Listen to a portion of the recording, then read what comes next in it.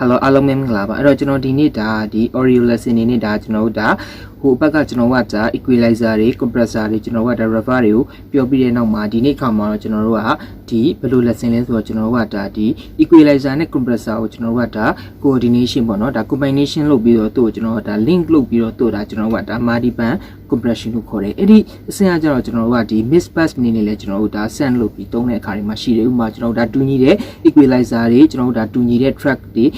equalizer တွေကျွန်တော်တို့ဒါ channel တွေတူညီတဲ့သူ့ကိုကျွန်တော်ကဒါ compress လုပ်ရမှာတူညီတဲ့ကျွန်တော်ကဒါ channel track တွေကို group ဖွဲ့ပြီးတော့ကျွန်တော်ကဒါ bass နဲ့ကျွန်တော်က send ပေးပြီးတော့လုပ်တာကြီးလည်းရှိတယ်နောက် fs ပေးပြီးတော့ကျွန်တော်ကဒါထုတ်ပြီးတော့သူ့ကိုဒါတူညီတဲ့ဒါကျွန်တော်တို့ဒါဒီ channel တွေကို frequency ပေါ့နော် frequency ကျွန်တော်ကဒါတူညီတဲ့ frequency ကျွန်တော်တို့ဒါ band တွေတူညီတဲ့ကျွန်တော်ကဒါ range မှာရှိတဲ့ဒီ track channel တွေကိုကျွန်တော်ကဒါ